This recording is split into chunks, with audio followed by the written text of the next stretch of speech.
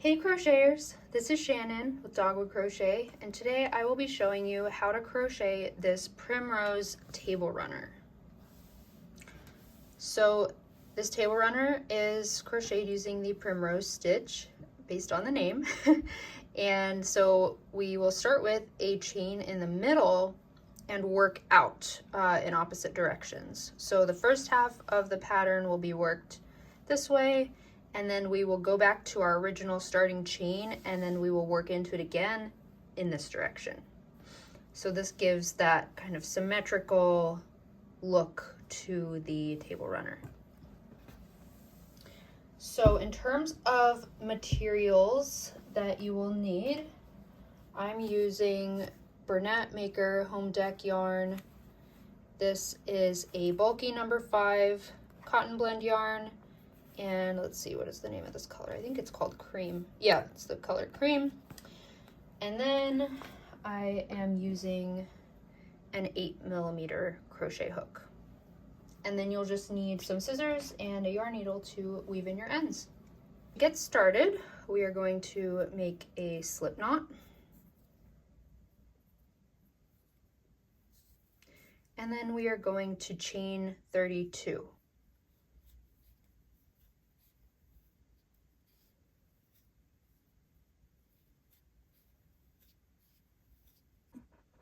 Okay, so I just chained 32, and I wanted to just pause to let you know that we will be using the Primrose stitch, and I do have a in-depth tutorial on my YouTube channel for that specific stitch. So if you want to watch a slower, more detailed video on that stitch, check that out on my channel. And the other thing that I wanted to note is that the size of this table runner can be easily customized. So my table runner ended up measuring 10 inches wide by 30 inches long, and you can easily make it wider or narrower based on this starting chain. So this, I did a chain 32, and it ended up to be about 10 inches wide. So you're gonna have maybe about an inch or two extra with your starting chain compared to your actual table runner. But if you are changing the width, just make sure that the number you chain at the beginning is a multiple of 3 plus 2. So in my case, I did 32. Just make sure that you have some multiple of 3 plus 2 in your starting chain. And then in terms of the length, if you want to make it longer or shorter, you would either work more or less rows, but making sure to work the same number of rows on either side of our starting chain.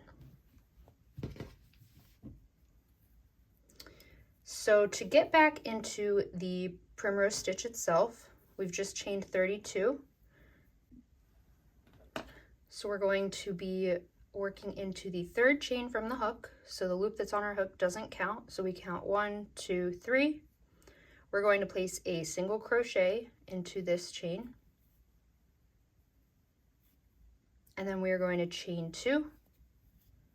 And then we're going to place another single crochet into the same chain that we just went into.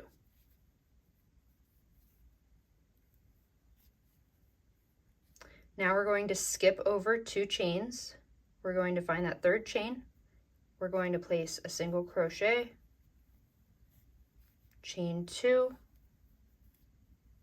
single crochet into that same chain. And we just continue this until the end of our chain. So once again, we skip 2 chains, find our third chain, place a single crochet, chain 2, and a single crochet all into that same chain.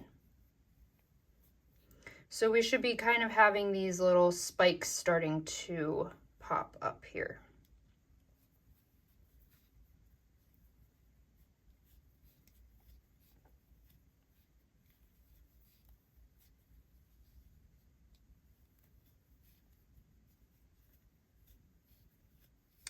So while I'm working on this, let me know in the comments, what is your favorite thing to crochet for your home?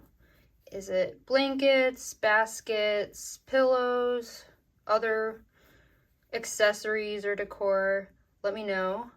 I would say mine is probably pillows. I have an insane number of crocheted pillows in my house, and I have to just keep rotating them in and out of storage. Some of them I've made based on kind of like seasons or holidays, so that makes it a little bit more manageable in terms of when and how many I'm displaying at a time, but I definitely like crocheting pillows.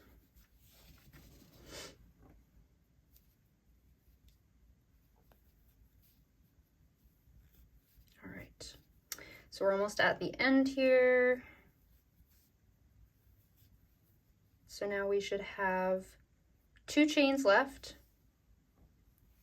And here's what our first row is looking like. So like I said, we have these kind of like little spikes from our chain 2s. So now we have 2 chains left. We are going to skip over 1 chain, and then we're going to half double crochet into our last chain.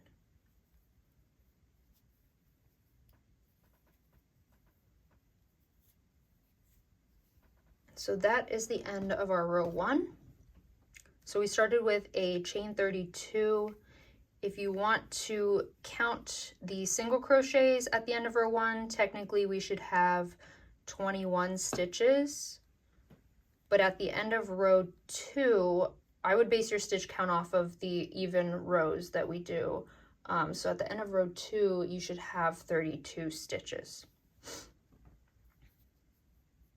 As long as you have 2 chains left at the end, you should be good before you do that half double crochet. So now for row 2, we are going to chain 3 and turn. And this chain 3 will count as a stitch. So now all we're going to do is place 3 double crochets into this chain 2 space.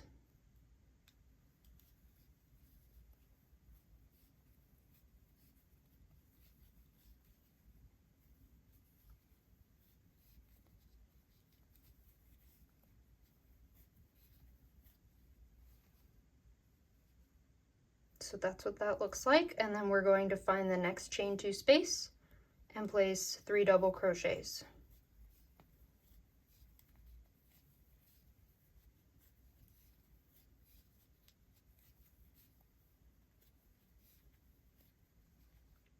And then that's it. We just keep doing this until the end of row 2. So we will work 3 double crochets into each chain 2 space.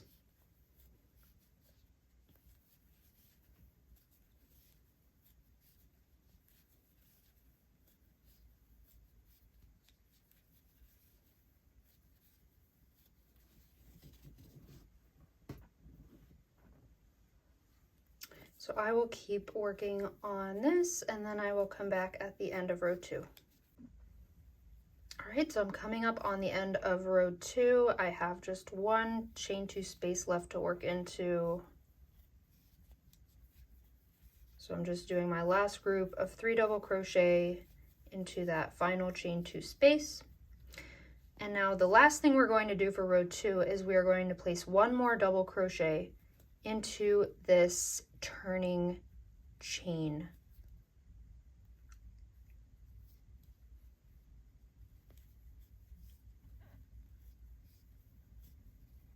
And that's it. So that's the end of row 2. Like I said, we should have 32 stitches at the end of row 2. And that 2-row repeat is how we will do the primrose stitch and work the rest of the table runner. So now we're just going to chain 1, turn our work, and then we're going to half double crochet into this first stitch.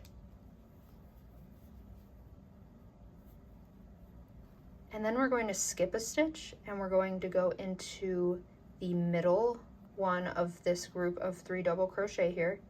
So we're going to find this cluster and we're going to find the middle one, and we're going to work single crochet, chain 2, single crochet all into that same stitch. Then we're going to skip 2 stitches so that we find that middle double crochet again, and we're going to single crochet, chain 2, single crochet, and then we'll be skipping 2 more, work into the middle one again. And we just repeat this until the end of row 3. And then for row 4, we would chain 3 and turn and do our double crochets. So that's pretty much how to do the primrose stitch repeating pattern for this table runner. And so for our first half, we're going to work this for 26 rows. So by the end of row 26, our work should measure about 10 inches by 15 inches long. And then after that, I will come back and walk you through how to do the other half of the table runner. All right, so I just finished row 26, and right now my piece measures 10 inches wide by 15 inches long. So if you want to make your table runner longer, you can just continue repeating the primrose stitch until this piece is half of the total length that you want. But for my table runner, I want it to be 10 inches wide by 30 inches long when it's finished. So I'm at 10 inches by 15 inches long right now, which is the halfway point. So just work the primrose stitch this way until you have half of the total length that you want. And we should be ending on our row of double crochets. And now I'm just going to fasten off.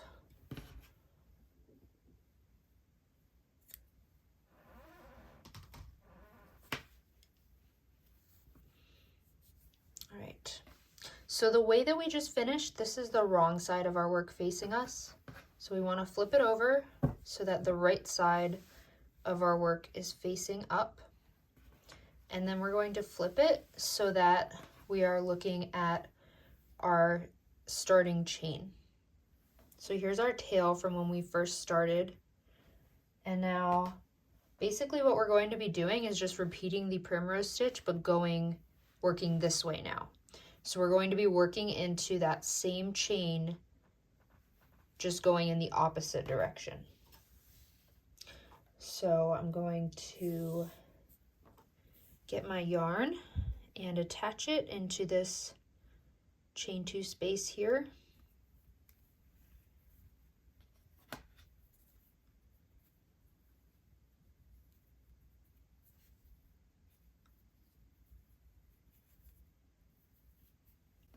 And then I am going to insert my hook into that space right on the edge and yarn over, pull up a loop, and chain 2.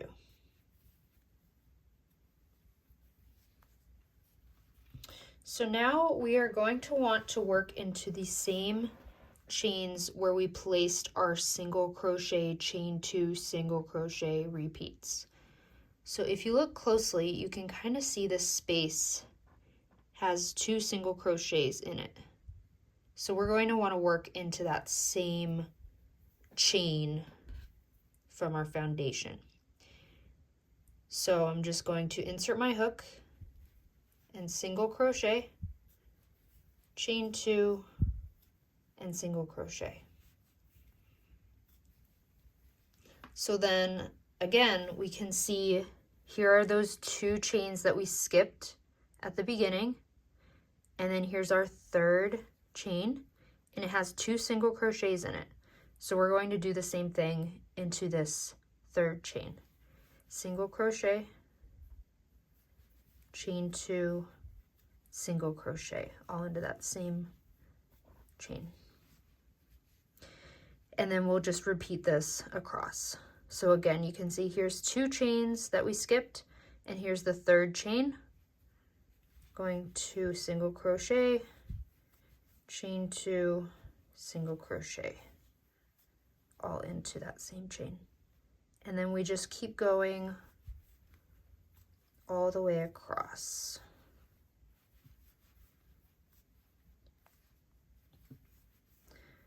And our stitch count should be the same. We're not increasing or decreasing. We want this to be a uniform rectangular shape.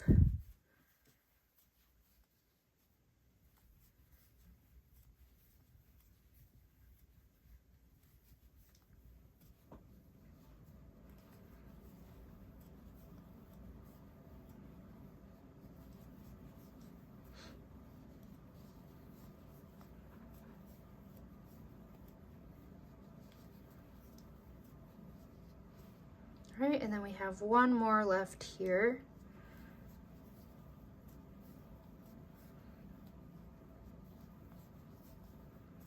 All right, and then just like we did at the end of row 1, we're going to half double crochet into this last turning chain.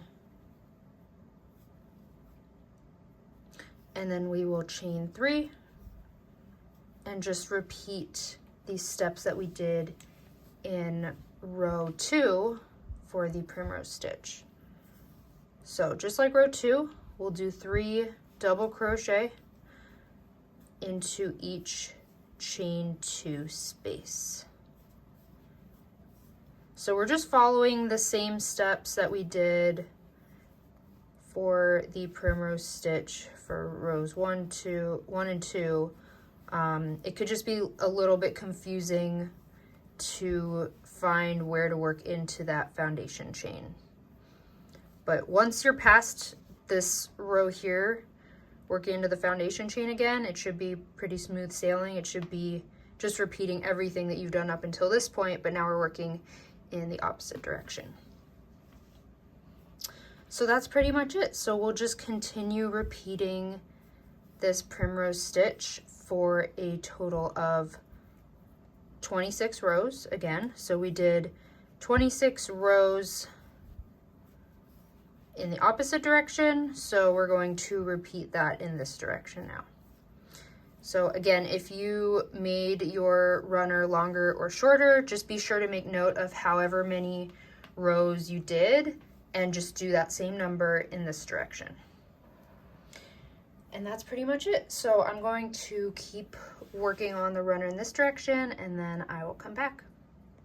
Okay, so I just finished row 26 working in the opposite direction. So I finished on a row of the double crochet clusters. So make sure that once you are at the end, you should be ending on a row of double crochet and not single crochets. So we should have a nice flat edge here. And then I'm just going to fasten off.